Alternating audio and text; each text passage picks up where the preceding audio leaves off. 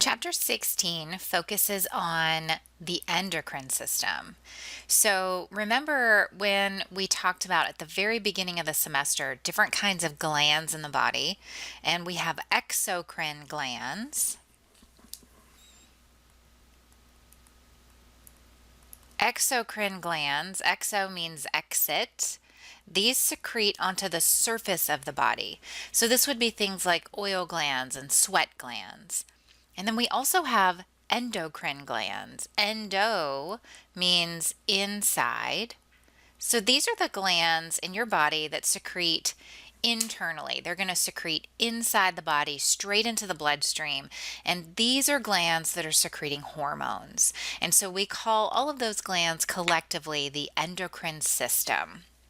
So in this chapter, we're really going to focus on the endocrine glands.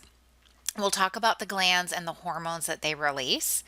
So all of the different glands that we'll cover in this chapter include things like the pituitary and the hypothalamus. These go together. The hypothalamus is sort of the boss of the pituitary gland. So the hypothalamus tells the pituitary which hormones to secrete and when. And the pituitary gland releases so many different hormones that we actually divide it up into an anterior and a posterior pituitary. We'll also walk through the thyroid gland and the hormones that are released there, the parathyroid gland and their hormones, the pancreas, as well as the adrenal gland. And the adrenal glands, remember, these sit on top of the kidneys. And the hormones coming from the adrenal gland we separate by the adrenal medulla, which is in the middle, and the adrenal cortex, which is around the outside. Now, before we really get into the different glands and their hormones, I want to walk a little bit through the principles of endocrinology. So again, remember that term endocrine means secreting inside the body. And there's lots of glands that make up the endocrine system. And these glands are secreting hormones. Hormones are basically how the organs in your body can communicate with each other. So a great example might be if we think of digestion. When you consume food, that food is going to move from your mouth down your esophagus into your stomach where it mixes with gastric juice. And then from there, it's going to get squeezed into your small intestine. And your small intestine's job is to absorb nutrients out of food. But before your small intestine can do that, we've got to add a lot of enzymes to that food. We've got to add things like bile to that food. And so these are things that are coming from organs that lie outside of the digestive tract, outside of that sort of canal from your mouth to anus. And so how your pancreas knows when to release enzymes and how your gallbladder knows when to secrete bile has to do with hormones. Your small intestine will release hormones when food is present. Those hormones travel through the bloodstream. They find the pancreas and tell the pancreas, hey, there's food here, release some enzymes. Or they find the gallbladder and say, hey, you need to squeeze some bile into the small intestine. And so these glands are very important. And the hormones that are released, that was just one example, but the hormones that get released from all of the different endocrine glands in the body influence lots of different functions. Now, really, hormones affect 5 vital aspects of our lives. We will talk about in this chapter hormones that affect reproduction. We will talk about hormones that affect growth and development. So, for example, like the human growth hormone. Even some sex hormones that are also involved in reproduction are involved in development. We'll talk about some hormones that affect things like water balance in your body, electrolyte balance, nutrient balance in your bloodstream. We'll talk about hormones that regulate your metabolism. Remember that term metabolism means all chemical reactions.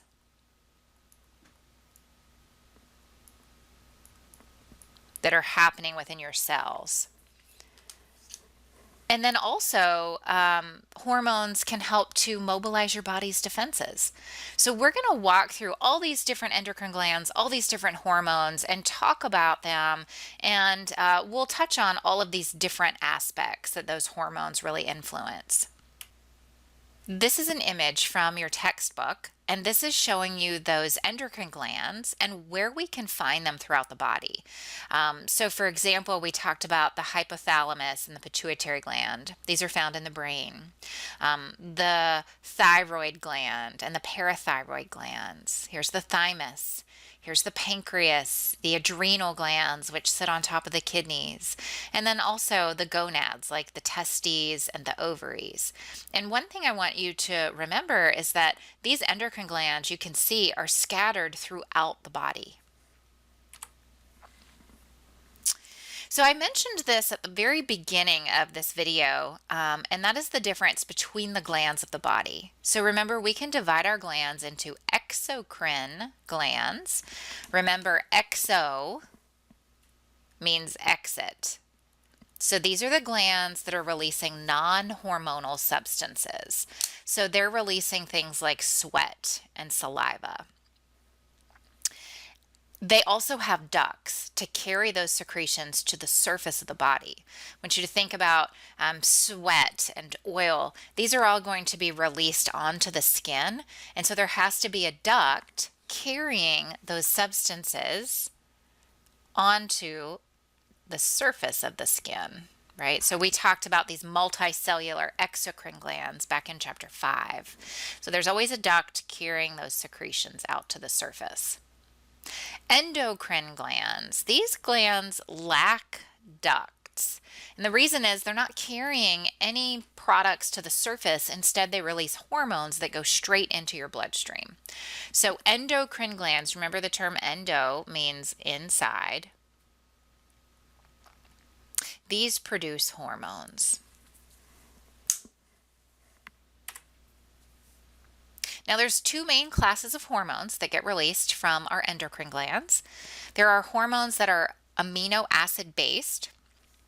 This means they are coming from derivatives of amino acids. Now remember, amino acids, if we put them together, if we bond them together, we can create peptides or proteins. So remember, a protein is just a polypeptide. It's many peptides, many amino acids hooked together. We also have steroid hormones. Steroid hormones are made from cholesterol. And the only hormones in the body that are considered steroid hormones are the gonadal hormones. So these are the ones coming from the ovaries and the testes. A lot of times we think of these as our sex hormones. And the adrenocortical hormones. So these are the ones, you can tell if you break that word down, these are the ones coming from the adrenal cortex. Okay, that's that gland that sits right on top of the kidneys. I want to talk a little bit about how hormones work. Again, the whole role of hormones is so that your organs can communicate with each other. However, when a hormone gets released into the bloodstream, only cells that have receptors for that hormone can be affected. So let's go back to the example I gave you a few minutes ago about digestion. When you eat food and that food gets into your small intestine, your pancreas and your liver have to know. Well, the hormones that are released from the small intestine, the only organs that pick those hormones up are the pancreas and the liver. They're the only ones that know, that need to know that those hormones have been released. And the reason they know is because they have cells with receptors for that particular hormone that's being released. Okay. So this is what we call a target cell. A target cell is just a tissue that has receptors for a very specific hormone. Target cells can have anywhere from 2,000 to 100,000 receptors for a particular hormone. And there's three things that will determine how good a target cell is at picking up hormone. And the first one you can probably already guess is the number of receptors.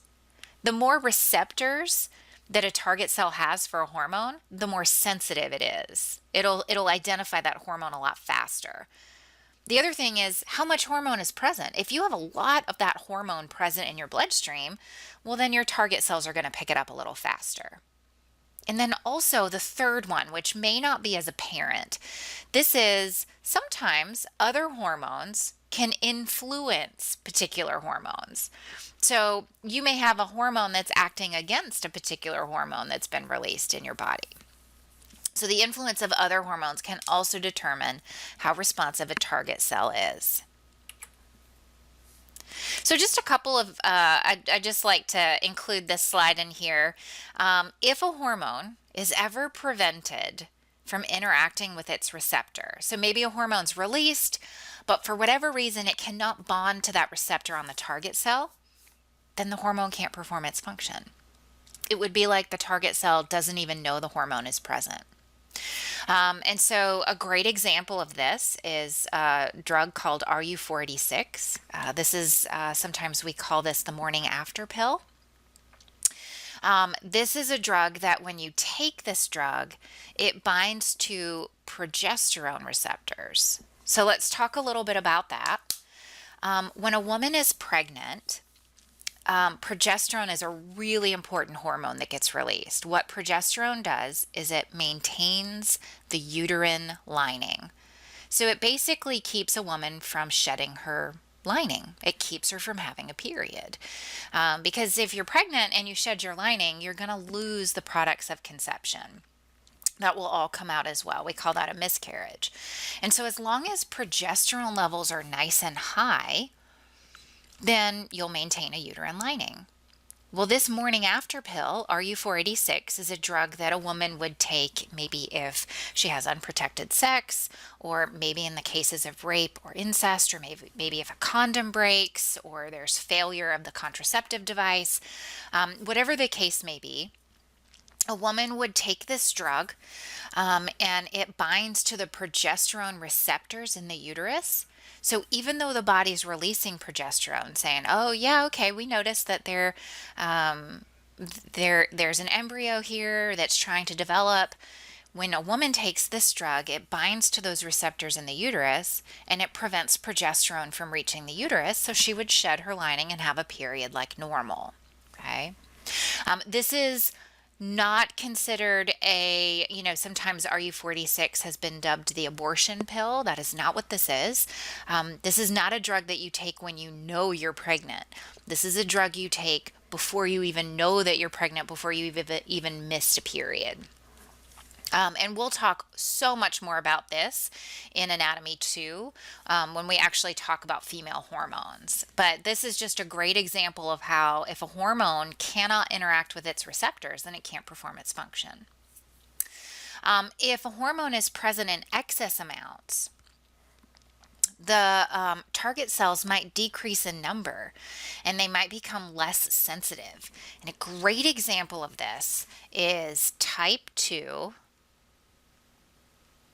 diabetes. And this is something we'll talk more about within this chapter, but someone who has type 2 diabetes, typically this is late onset diabetes, so someone usually develops it a little later in life. It's usually caused by a poor diet. So you are eating lots of refined carbohydrates, getting lots of sugar, and your sugar levels are always really, really high. It's always present in your bloodstream. And that means that your body is always releasing insulin.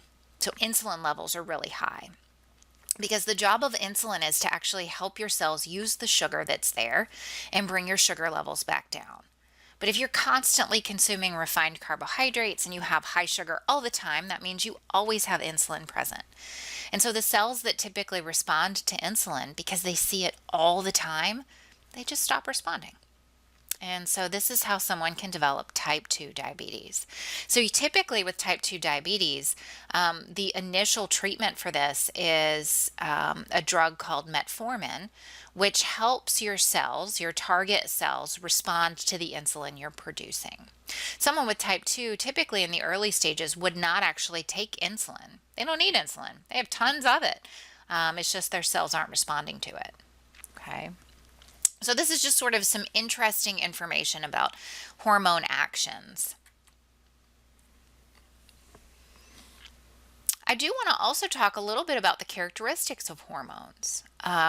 Remember, your hormones can do things like regulate the metabolic function of other cells, so they can play a huge role on metabolism. And hormones can actually have lag times.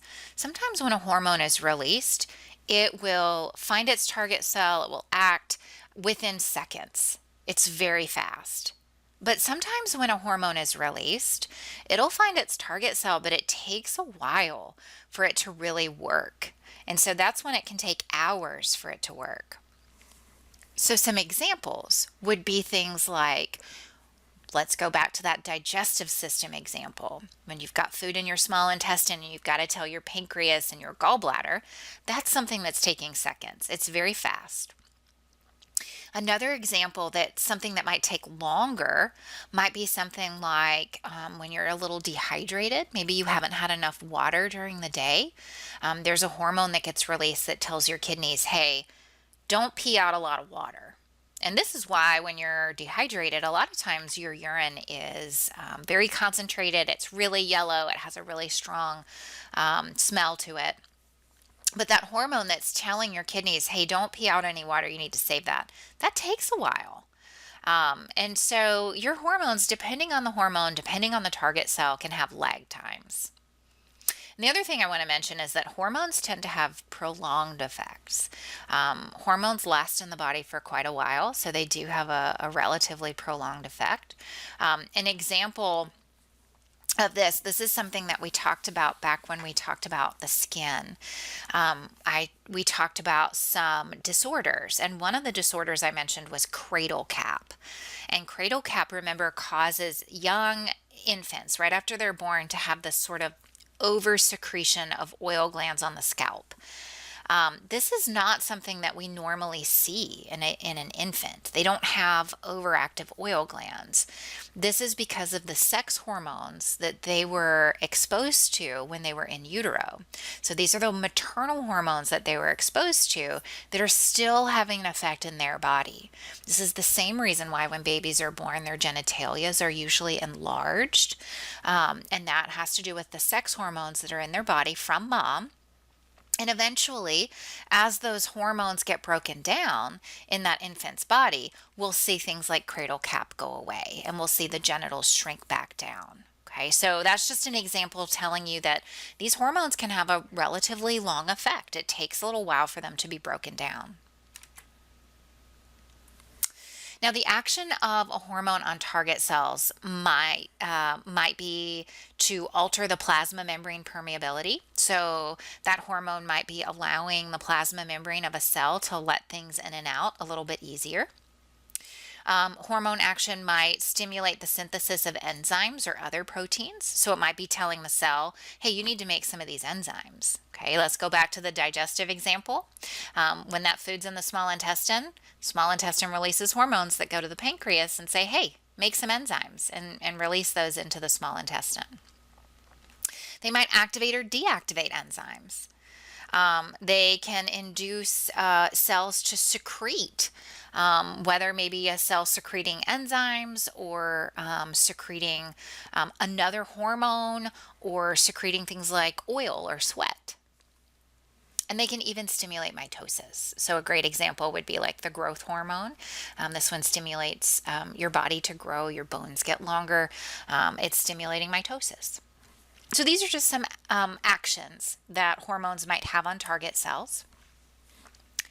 Now, the mode of action is different between an amino acid hormone and a steroid hormone. And the reason is because steroids can move right through a plasma membrane and they can act directly on that target cell, whereas amino acid hormones can't do that.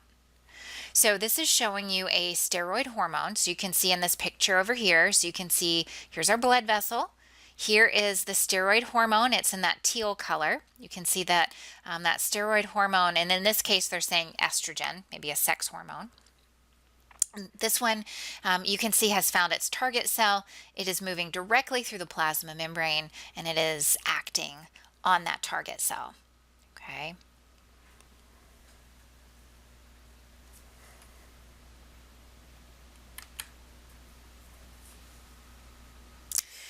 Amino acid hormones are a little different. Amino acid hormones are not lipid soluble, so they can't move straight through the plasma membrane. Instead, they work with a second messenger mechanism. Okay, so let's look at a picture of how amino acid hormones are working. So here you have an amino acid hormone, and here is a membrane receptor on that target cell. So that hormone is going to bind to that receptor. When it binds to the receptor, it's going to cause some reactions inside of that cell that activate what are called second messengers. So you can see here, you can see that that reaction is happening, it's using energy, and here is that second messenger. An example would be converting ATP to cyclic AMP. That second messenger can then activate other enzymes that can regulate cell activity. Okay, so how amino acid hormones are working is they're actually just binding to the receptor and they're causing changes inside of that target cell. So they're not able to move straight into that target cell the way a steroid hormone could. Now we do have hormones that are classified as tropic or non-tropic. A tropic hormone stimulates the synthesis and the release of another hormone. So the term tropy means to turn on or to change. A non-tropic hormone will activate a cellular process. They're not causing another hormone to get released. Instead, they're actually causing something to happen. They're turning on growth or metabolism. So here are some examples that I have listed down here. This is an example of a tropic hormone. The pituitary gland releases a hormone called thyroid stimulating hormone. For short, we call it TSH. Again, this is a tropic hormone, and the name tells you exactly what it's doing. This is a hormone coming from the pituitary that's going to go to the thyroid, that's its target cell, and it's going to stimulate the thyroid. So it travels to the thyroid and it stimulates the release of another hormone called thyroxine. Okay, so this is why we would say that thyroid stimulating hormone is a tropic hormone, because it's going to cause the release of another hormone, thyroxine. Now, when thyroxine is released, thyroxine is going to stimulate the metabolism of lots of body cells. So we would say that thyroxine is a non-tropic hormone because this one is activating cellular metabolism, right? It's turning on and stimulating the metabolism of many other cells. And then the last thing I want to mention to you is a little bit about how hormones function. Hormone secretion is most often controlled by negative feedback. Now, we learned about negative feedback at the beginning of the semester. Negative feedback means that you move in the opposite direction of the initial change. Okay, so the example that I gave you at the start of the semester on negative feedback had to do with temperature. If your body temperature starts to go up, you get warmer, negative feedback is going to bring it back down. How you're going to do that is you're going to sweat. Okay, so we say negative feedback means we're going to move in the opposite direction of that change. Most hormone secretion is controlled by negative feedback. Usually what will happen is the end product will inhibit its own production. So basically, let's say, for example, maybe a hormone is low in the body, and maybe your hypothalamus recognizes, hey, we don't have enough of this hormone. And the hypothalamus will tell the pituitary, hey, we need to make more of that hormone. And the pituitary does it. It'll make that particular hormone. And then once the hormone level comes up, the hypothalamus says, oh, we have enough, you can turn off. And so this is why we say the end process will inhibit its own production. Okay, so an example of this might be glucagon. Glucagon is a hormone that's secreted by the pancreas when blood glucose levels, so blood sugar levels, are low. Okay, so blood sugar's low, maybe you haven't eaten in a while, your blood sugar's low, your pancreas will release glucagon. That's going to help to bring your sugar back up. How it does that is it actually stimulates the liver to release some glucose. So you're actually releasing a little bit of sugar from the liver to bring your sugar up until you can get a meal. But by releasing a little sugar from the liver, you're bringing your sugar back up, and your pancreas says, we're good, we don't need any more glucagon.